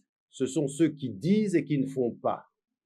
Qui sont les lâches? Ceux qui, quand vient le combat, tournent le dos. Et les menteurs, c'est ceux qui disent ce qu'ils ne font pas. Il faut faire attention. Faites attention dans votre vie personnelle si vous voulez être des êtres du service, del khidma, de la compréhension de tout ceci, de ne pas être un de ces trois. De ne pas être un de ces trois. Ne dis pas ce que tu ne fais pas. Ne tourne pas le dos quand vient la difficulté. Et ne trompe pas ton monde. Ne trompe pas ton monde. C'est-à-dire l'hypocrisie de ce point de vue. Et là, ça c'est aussi important parce que qui est-ce qui va nous permettre de faire ceci? El-Qalb, qui va changer l'ordre des choses, El-Qalb, c'est-à-dire renverser les choses, ou El-Akhlaq, qui va nous placer dans l'ordre de la création. Moi, je vous dis, on revient là de Touba, on revient de Mbacké Kadior, on revient d'Ndem, c'est des pays c'est des villes que j'ai visitées et des villages que j'ai visités dans les années 80. Le fait de, avec le cœur et cette lumière, de reboiser, de redonner vie, de dire aux villageois, revenez, de donner à la force à la nature, de dire aux hommes toute votre philosophie de la cité, si elle néglige la réalité vive du respect de la nature, c'est que vous êtes des créateurs de désordre. Il ne pourra y avoir que la restitution de cette cosmologie, de ce respect de la création, et Dieu c'est ce qu'il nous dit, respectez les arbres. Je veux dire, vous vous rendez compte que le prophète al-Salam en situation de guerre, il coupait pas un arbre. Il respectait la nature et quand il envoie les troupes à une situation militaire, il dit vous ne touchez pas aux femmes, vous ne touchez pas aux enfants, vous ne coupez pas les arbres. C'est la création, ça. Il faut respecter cette création. Et le khidma, c'est ceci. C'est l'expression en acte avec le cœur du respect de la création.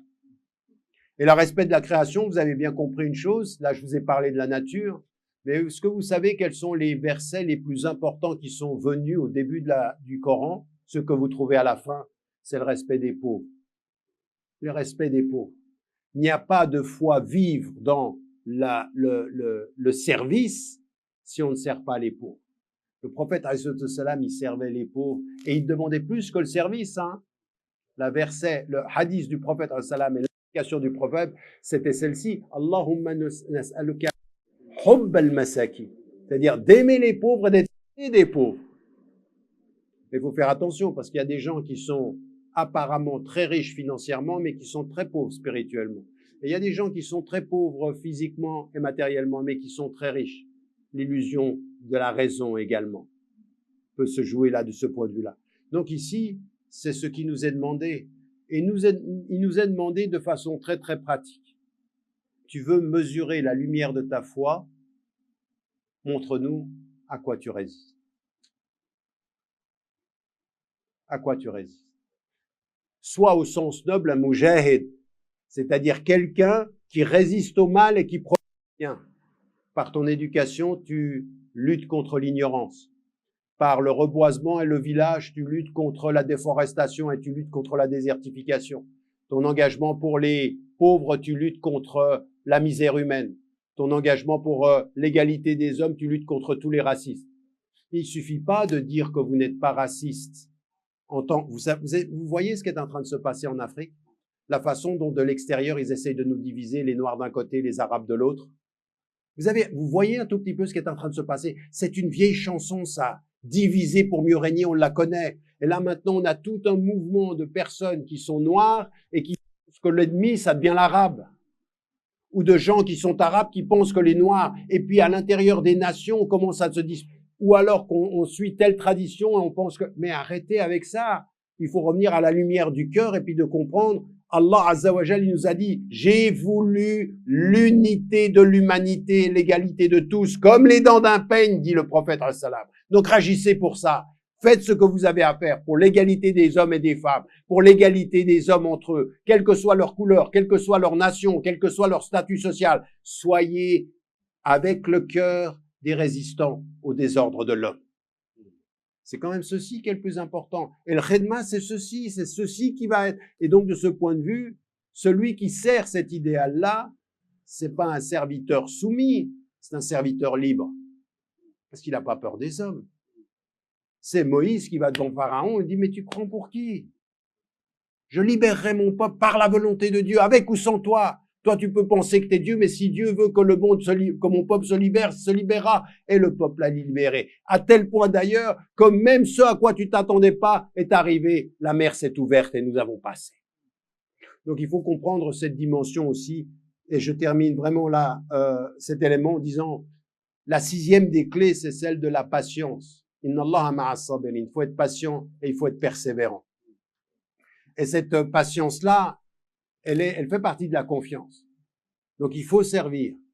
Et que les choses ne se passent pas du jour au lendemain. Ça prend des années. Je veux dire, n'importe quelle personne qui sait qu'on doit travailler avec l'ordre de la nature, on sait que ça prend des années. Alors, avec l'ordre des hommes, ça prend des années. On ne peut pas s'attendre à ce que les choses changent. Nous, notre réussite, elle n'est pas dans le résultat du changement. Elle est dans la progression du changement auquel nous participons. Ça, c'est ce que nous avons à faire. Et c'est ce que nous demandons. Dernier des éléments, et ça m'amène à ma conclusion, vous avez dans le Coran, dans la notion du service, parce que tout ce que je suis en train de vous dire, vous aurez remarqué, la foi, la confiance, tous ces éléments-là que j'ai mis en évidence, les 7 éléments, sont tous des éléments d'élévation. Je réponds exactement au sens du sujet qui m'est donné. C'est ça l'élévation. C'est le fait d'avoir cette foi et de l'entretenir. C'est le fait d'avoir cette confiance et de s'en remettre à Dieu. C'est effectivement encore le fait de la conscience, de la taqwa qui nous donne la force. Parce que la qualité de l'homme est que par là, hein, elle n'est pas que tu sois blanc ou noir. Inna akramakum indallahi atqakum. Le meilleur d'entre vous, c'est celui qui a cette conscience révérentielle la plus profonde. C'est celui-ci. Et là, c'est ce qui vous fait monter dans la dignité devant Dieu. Et le dernier élément, il est celui-ci, c'est une chose qui est importante parce que c'est vraiment le sens de l'amour. Comment savez-vous que vous êtes aimé de Dieu et comment savez-vous que vraiment vous aimez Dieu? Quel est l'indice intérieur qui peut vous dire à un moment donné, j'y arrive? Et c'est jamais un état continu. On y arrive et puis après on s'éloigne. Puis il faut revenir et on s'éloigne. C'est des instants. Il y a des moments dans notre vie où il y a quelque chose qui s'appelle en langue française la satisfaction et le contentement et que vous avez dans le Coran à plusieurs reprises. radiyallahu anhum wa radu an. Radiyallahu anhum, c'est-à-dire, wa radu an, c'est-à-dire, quel que soit le décret divin, je suis dans l'acceptation, la satisfaction et le contentement. Ce moment-là, où vous êtes, malgré la peine, malgré la douleur, malgré tout ce qui arrive, dans le contentement, eh bien, à ce moment-là, c'est un signe de l'amour que vous avez pour Dieu. Et dans le signe de l'amour, si vous avez cette paix, c'est un des signes que Dieu vous envoie. La paix de ton cœur, c'est un des signes de mon amour. La paix dans ton cœur, c'est un des signes de mon amour. Il y en a plusieurs, mais celui-ci, il est important. C'est le contentement. Radiyallahu anhum wa radu an. Rappelez-vous souvent de ceci, ces deux petits éléments du verset, mais qui disent toute la différence. Et donc, pour nous, dans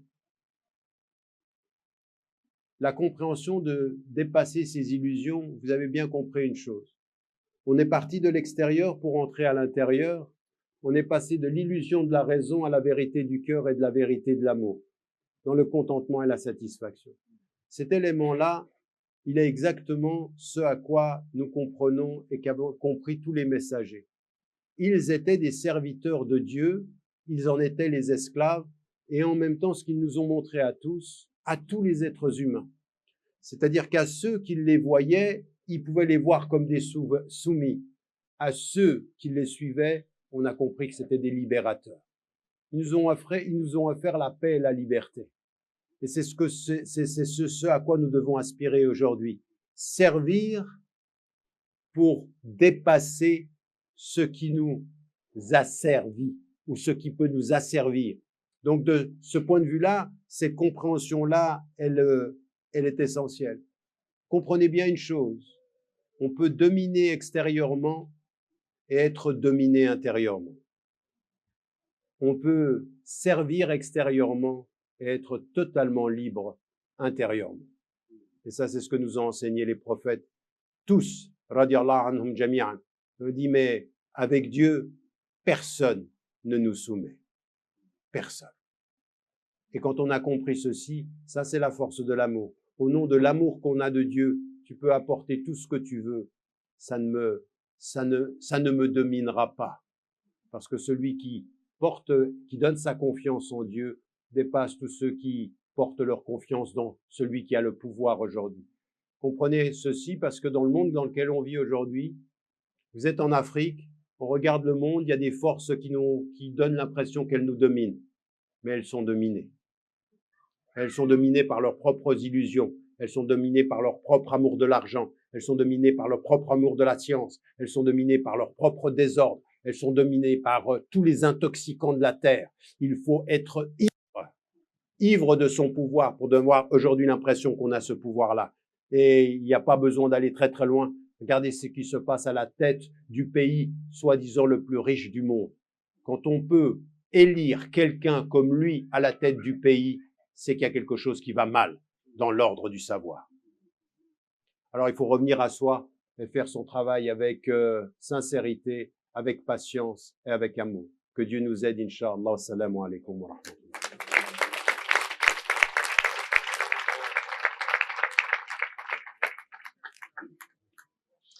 Alors, merci beaucoup, Tariq Ramadan. Merci, merci d'avoir ruiné 2500 ans d'enseignement et d'avoir remis en question le fondement même de la pédagogie et de la didactique.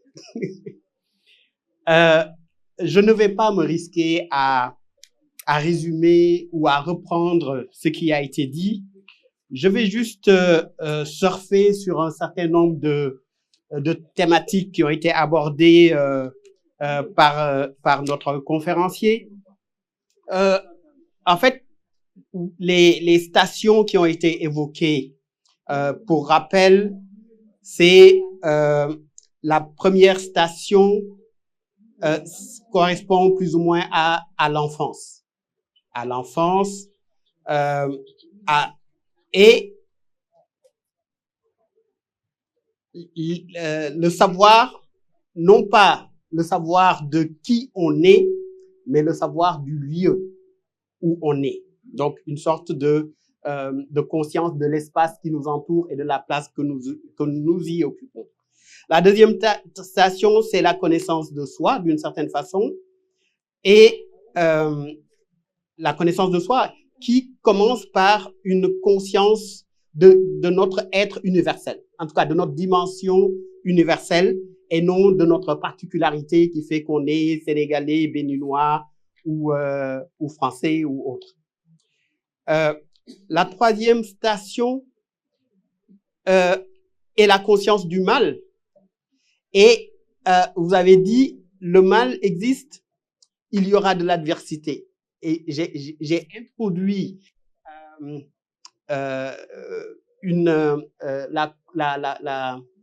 le donc pour en tirer la conclusion selon laquelle le mal existe, donc il y aura de l'adversité, inévitablement. Ensuite, la quatrième station. Alors, d'où vient la source? Parce que finalement, la question, ce n'est pas, disons, la question de ce que c'est que la khidma devient secondaire, mais la question de la source devient essentielle. On veut une spiritualité, en fait, dans le monde actuel, finalement, la tendance est à la recherche d'une spiritualité sans Dieu et sans religion. Et cette quête, elle est vouée à l'échec et on tombe dans ce que vous avez appelé les illusions de la raison. Et je me demande, est-ce que ce n'est pas la raison elle-même qui est l'illusion?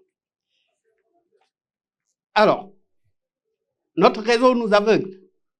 Mais dans ce cas, en fait, si la raison nous aveugle et que notre soumission nous fait entrer dans la voie de Dieu, de tout notre être, et nous fait être finalement au plus près de Dieu, est-ce qu'ici, on n'assiste pas à un changement de paradigme, comme on dirait, comme le dirait Thomas Kuhn, et comme on le dirait en philosophie des sciences en général. Alors, et la cinquième station consiste à dépasser l'illusion, c'est-à-dire dépasser la raison, finalement. Et ma question, c'est comment? L'élection, finalement, est le service parce que nous sommes des serviteurs et la raison, finalement, elle nous amène à la soumission, mais la foi nous libère. La raison nous amène à la soumission et la foi nous libère. C'est comme qui dirait, la raison est aliénante. Et les clés, maintenant pour ce qui est des clés que vous avez énoncées, les clés de la réussite, finalement, les clés de la réussite à la lumière de l'amour et non la raison. C'est-à-dire les clés de la réussite sont finalement la lumière de l'amour et non la raison elle-même. Et la première clé, c'est l'éducation et comment on peut dire, la fidélité à la voie. On suit la voie. La deuxième clé est la confiance et la troisième, la conscience. Et là, moi, j'ai un petit problème. Parce que j'aurais mis la conscience au début. Parce qu'il me semble que c'est par la conscience qu'adviennent les autres clés. C'est par la conscience qu'on s'éduque, en tout cas, ou qu'on reçoit l'éducation, qu'on est prêt à recevoir l'éducation, et puis on installe la confiance, s'installe la confiance, en tout cas dans cet ordre-là, plus ou moins, mais j'aurais mis la conscience au début. Parce que je suis peut-être trop rationaliste, et que je suis hors du coup.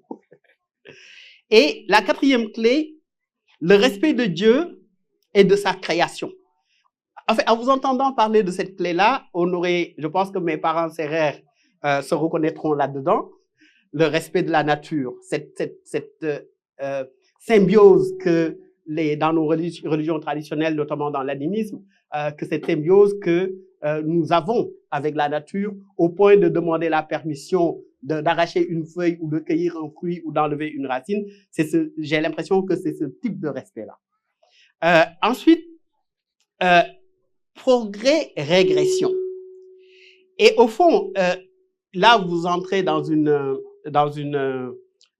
perspective écologiste, environnementaliste, parce que le progrès entraîne régression et déshumanisation. Et je pense que vous l'avez bien annoncé au début, c'est-à-dire, et ça, je pense que nous en sommes tous témoins, le fait que les pesticides qu'on a utilisés dans l'agriculture, même les tracteurs qu'on a utilisés dans l'agriculture, ont des effets extrêmement néfastes et nous subissons de plus en plus les contre-coups de ces effets-là, notamment à travers un certain nombre de maladies bizarres qu'on ne connaissait pas, qui commencent à survenir et on ne sait pas comment les soigner. Même la terre devient elle-même malade et actuellement la tendance est au retour aux origines quasiment.